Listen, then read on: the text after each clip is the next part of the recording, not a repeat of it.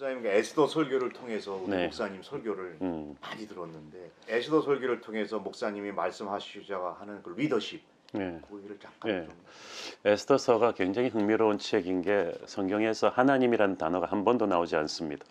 그리고 역사가 그것도 아주 세상 제국에서도 좀 훌륭한 왕이라기보다는 굉장히 포악하고 침략욕이 또 잘하고 호색한이고 권력을 탐하는 아하수에로 왕 때를 다룬 거기 때문에 꼭 이런 역사를 성경에 넣어야 되나 하는 의구심도 들었던 책이지만 하나님이라는 이름이 드러나지는 않지만 하나님의 역사가 이렇게 많이 드러나는 책은 또 없다 할 정도가 또 에스더 책입니다.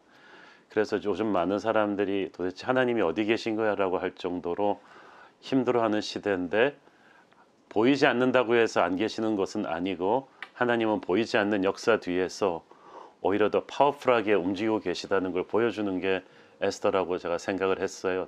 그래서 이거를 이제 우리가 이해를 하고 에스더서를 보면은 우리는 하나님이 언제 계시는가 하면은 큰 교회 건물에서 사람들이 막 꽉 차가지고 막 예배하고 이럴 때 하나님이 계신다라고 생각을 하지, 삼성이나 LG 같은 막 바쁜 세상에서 또 청와대 국회 같은 막 이렇게 시끄러운 세상 권력 심장에서 하나님이 어디 계시냐고 생각할 수가 있는데 그렇지 않다는 거죠. 에스더서는 시장 바닥에서도 그런 사악한 사람들이 역사하는 세상 속에서 살아계시고 그들 뒤에서 아주 정밀하게 역사하고 계셔서 하나님의 놀라운 뜻을 이루신다는 것. 그래서 우리가 살아가면서 정말 저는 항상 이 주일의 하나님이 월요일의 하나님으로 연결돼야 된다, 이거를 꼭 믿는데 에스더서가 바로 그런 게 아닌가.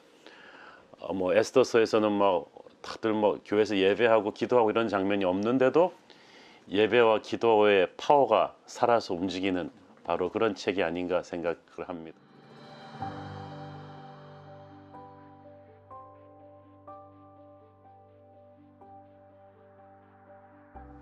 에스더 이상으로 중요한 게 에스더 뒤에 있었던 모르드게입니다. 결국 에스더서의 마지막 챕터도 모르드게로 끝이 나거든요.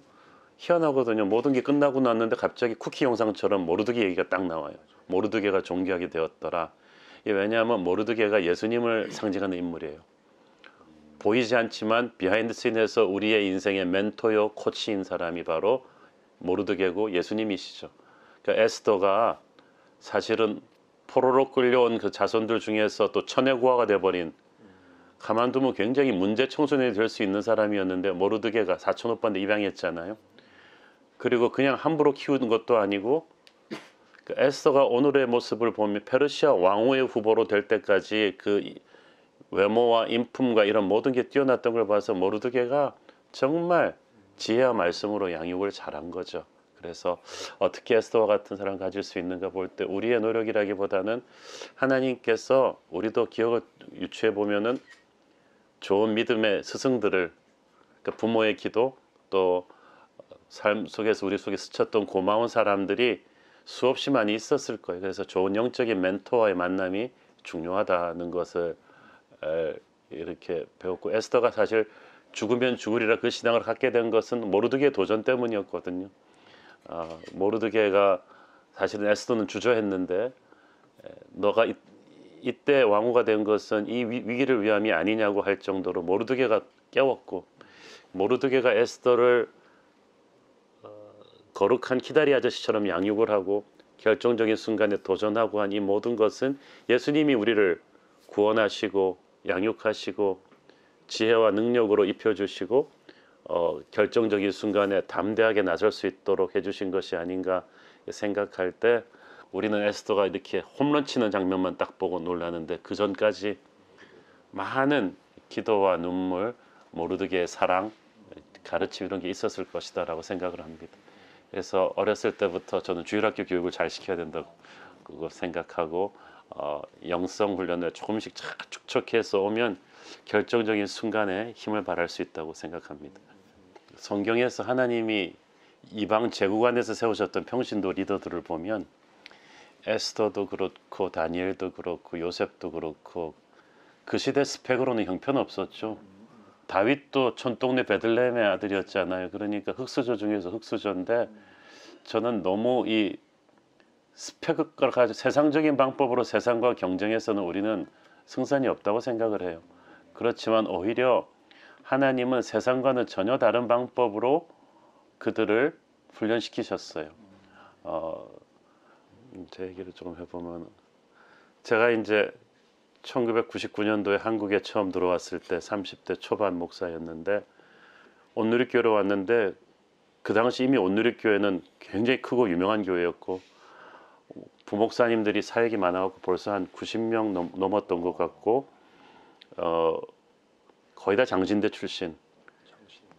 근데 목회자들 사이에서도 이렇게 학교 출신들이 서로 좀 그게 있잖아요. 이렇게 센데, 저는 미국에서 중고등학교를 나와서 그런 학연이 전혀 없고 막 혈연 지연 이런 것도 전혀 없는데, 그러다 보니까 처음에는 굉장히 이제 허접한 일들도 많이 주어졌죠. 근데 한 번은 그런데 와서 수요 예배 강단을 쓰려면 한 1년에 있어야 된다고 그러던데, 간지 한 2달 만에 수요 예배를 설교를 하라는 거여서 감사하다 봤더니 아니나 다르게 구정이야. 전부 다 시골로 가버리고 제일 막내가 해야 되는 거야. 열심히 설교 준비하고 갔는데 위에 찬양팀 8명인데 앉아있는 성도가 한 12명. 그 큰 교회 전부 다 구정 연휴니까, 저는 미국에서 들어가서 한국의 구정 연휴가 그 정도일 줄 모르죠. 그렇지만 저는 그 강단에 서는 게 너무 감사해서 막 수만 명 앉아있는 것처럼 불을 뿜는 설교를 최선을 다해서 했죠. 그런데 그 음향실에 하용주 목사님이 앉아 계셨고, 그 12명 중에 온누리교회 중요한 장로님들 또 사역팀장들이 많이 앉아 있었어요. 그리고 또 이제 목회자들 북클럽이 있어서 자기 읽은 책들 막 소개하고 그러는데, 그거 뭐 바쁘니까 하는데, 저는 저 짐 콜린스의 Built to Last라는 책을 잘 읽고 잘 준비해가지고 거의 뭐 기업체 세미나 하듯이 카페에서 한 5명 목사님들한테 열심히 했는데, 뒤에서 하용주 목사님이 장로님들이랑 커피 마시고 있다가 다 들었어. 탁 나가면서 그 재밌네. 그러면서 그 다음 주일인가 한국의 그 아이다스 최고 경영작 과정에서 전화를 받았는데, 한국 굴지의 재벌 총수들이 디자인 강국으로 거듭나자 하고 모이는 최고 경영작 과정이, 그러니까 국내 최고의 강사들이 오는 거예요. 하용주 목사님이 목회자 최초로 가가지고 하나님도 디자이너다, 이 세상을 창조하신 게 디자인하신 것이다, 그래갖고 충격을 준 거예요. 그래갖고 리더십 강의를 앵콜을 한 번 더 모셨는데, 하 목사님이 그 요청 받기 전날 카페에서 제 얘기를 들은 다음에, 그거라면은 국내에 알려지지 않은 젊은 목사가 있는데 나보다 더 잘할 수 있다. 그래가지고 대타로 간 거예요. 대타로 갔는데 정말 기도를 많이 하고 갔죠. 워낙 유명한 분들이 학생으로 오니까.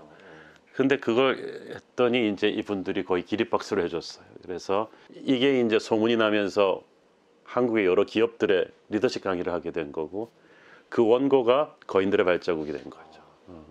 그걸 보고 이제 하영준 목사님이 전체 온누리 리더십 훈련에 본인이랑 같이 주강사로 저를 그렇게 세워줬고, 그 다음에 그 아주 혼신의 힘을 다해서 두란노에서 그 거인들의 발자국을 밀어줬죠. 그래서 첫 번째 그 책이 나와서 아주 그냥, 그러면서 온누리 장로 스쿨 거기에 저를 설교자로 보내더라고요. 그러니까 그게 한 6개월 만에 일어난 일이에요. 풍처럼.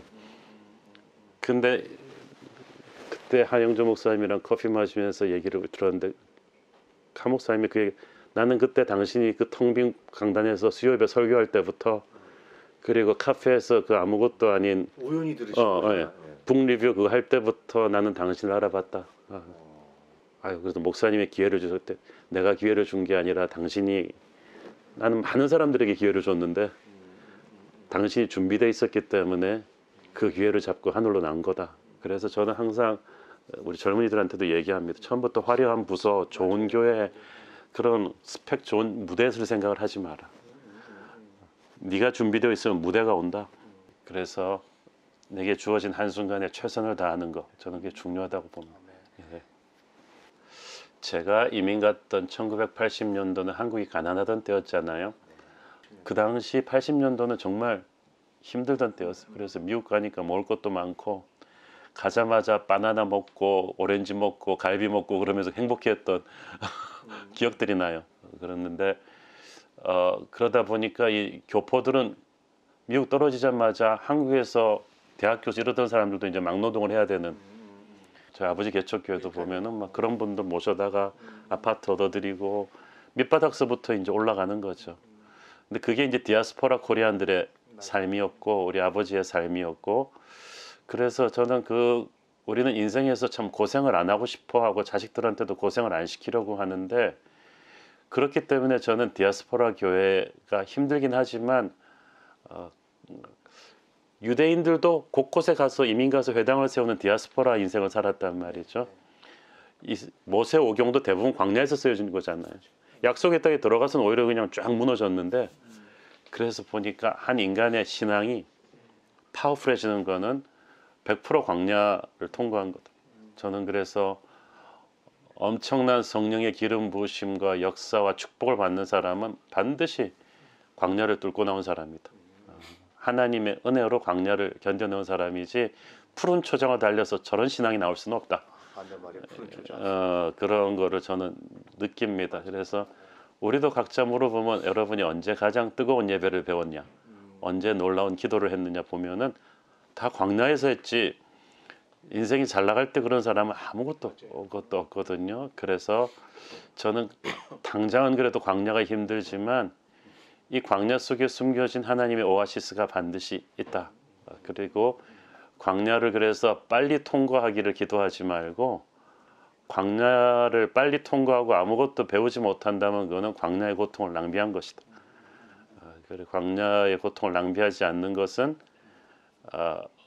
이 속에서 하나님께서 가르쳐 주시는 건 뭔가를 다 배우는 거죠. 그래서 광야를 거쳐 나온 사람은 눈물이 있습니다. 광야를 거치지 않은 사람은 오만해요. 말소리만 딱 들어봐도 알 수가 있어. 그래서 저는 광야를 거친 뒤에 약속의 땅을 받아야 이 사람이 그 약속의 땅의 그 풍성함에 의해서 무너지지 않습니다. 그러니까 인간은 실패보다 성공을 핸들하기를 어려워해요. 갑자기 돈이 들어오고 명예가 생기면 어쩔 줄을 모르더라. 그래서 그냥 추락해버리는 사람들이 너무 많잖아요. 그래서 광야를 거쳐서 영혼이 단단해져야 그 다음에 성공이 와도 그걸 감당할 수가 있다. 광야를 막 안 들어가려고 하는 크리스천들도 많지 않습니까? 글쎄요, 뭘 모름. 요새 크리스천들 보면 뭐 누가 좋아하는 사람은 없죠. 그렇지만 뭐 하나님이 허락하셔서, 그러니까 그런 것 같아. 이게 같은 땅인데 어떤 압력으로 누르는가에 따라서 같은 석탄층인데 하나는 석탄이 되고 하나는 다이아몬드가 돼요. 누르는 압력이에요.